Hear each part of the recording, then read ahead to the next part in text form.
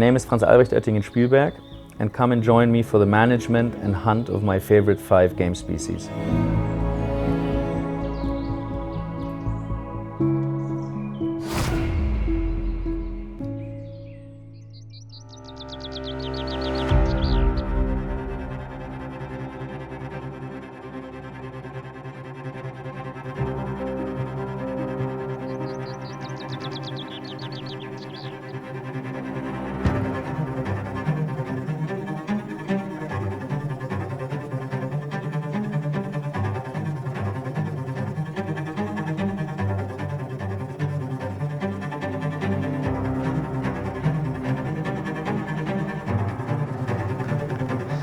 We're back in Trolle Ljungby. It's our 10th year anniversary. I can't believe it's been 10 years, to be honest. It's the 16th of August, which is the starting of the season of roe deer in Sweden.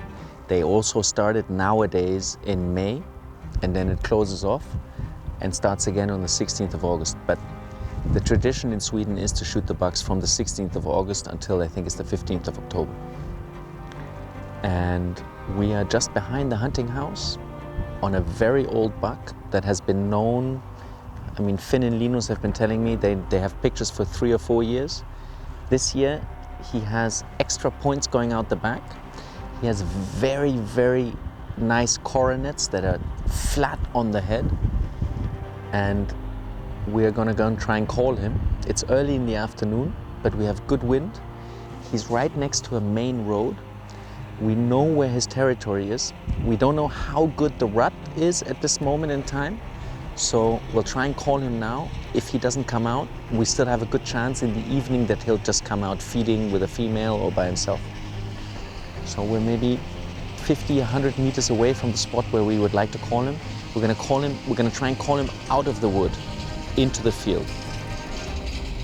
It's a bit of it's a long shot, but let's have a look. By the way, I arrived here without my suitcases, without my guns, so I'm borrowing all the equipment that I have. The only good thing is that even in Sweden, they have very good taste in ammunition, so I'm shooting Hornady, which I'm very happy about.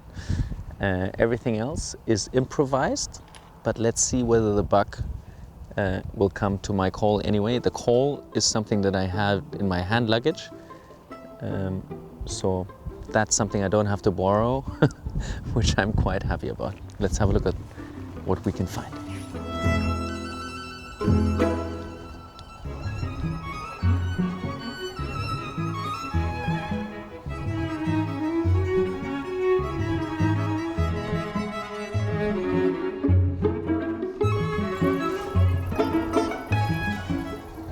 So, as you can see, we're in a completely open field.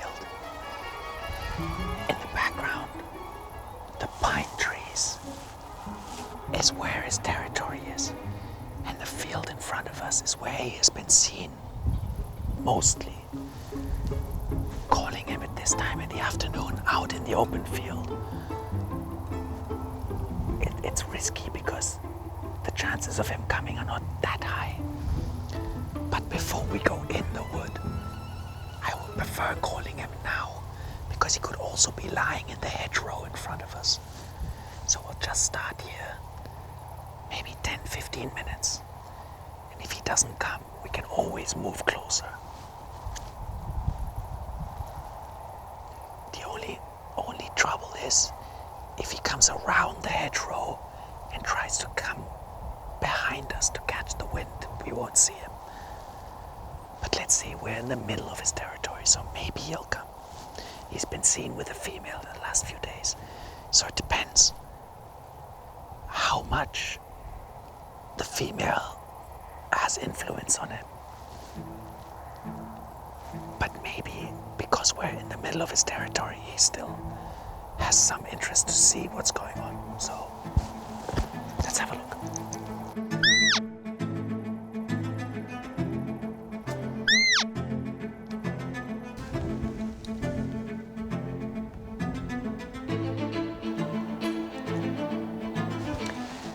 He's a little buck. He's 1 year old. Obviously, there's two different things that I'm thinking about at this moment. Firstly, why is the little buck coming to my call in the middle of the area of the big one? Does that mean the big one is not close? Or is the young one just being extremely arrogant in the way that he's entering the big area, the area of the big buck? The good thing is I'm going to play with the young buck back and forth. And if the old buck is somewhere inside the forest and he sees the young buck coming to the call, he's probably going to come out and try and chase him away, even if he is with a female. So I always like to have a young buck come in, and I'm going to try and get him into the field. So if the old buck is in the background somewhere and he's just looking to see where the call is coming from and he sees the young buck, he's going to get jealous and he's going to come out. So let's see.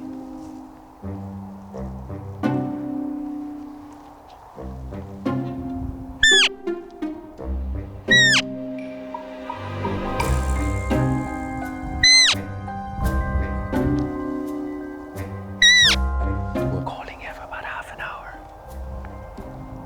And besides the young buck, there's no movement. And like I said before, maybe the young buck is here because the older buck is in the forest. Otherwise, the young buck might not be here because the older buck would chase him away. So we're gonna move closer to the forest and see whether we can maybe get the older buck to come out if we call him from closer to where he is, especially if he's with his female.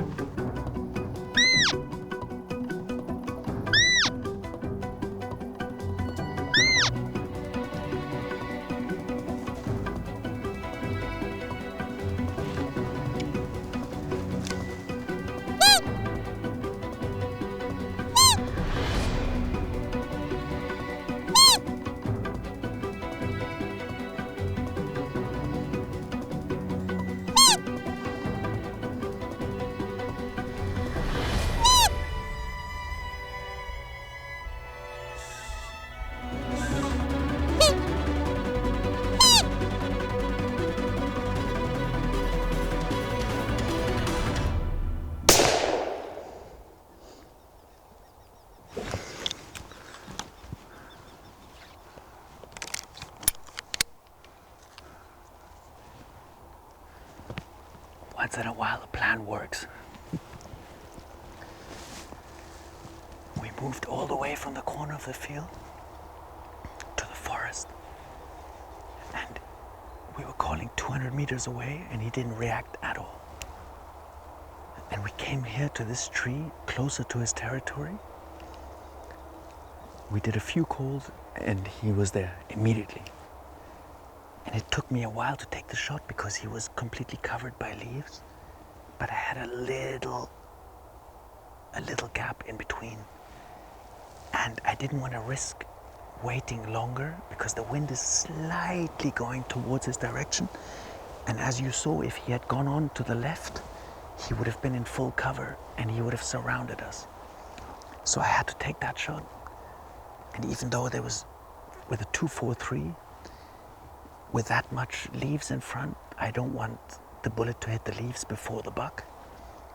However, I found a small gap and I was able to take the shot. And I'm using a Hornady varmint cartridge in 243, but as you saw, for roe deer it works perfectly. Very nice old buck, very nice old buck. So we had 5 minutes of a good wait after we shot. And now we're gonna have a little look whether we can find the buck.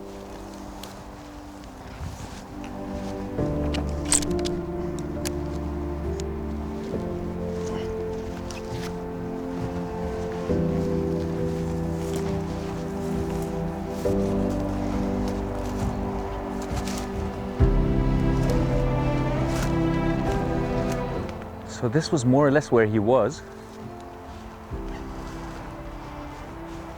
This is where he was rubbing on the trees. And if you see, if he had gone anywhere closer that way, we would have not seen anything because the cover was too high.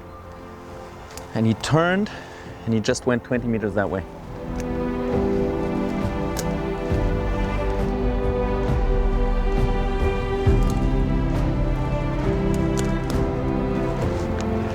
There he is.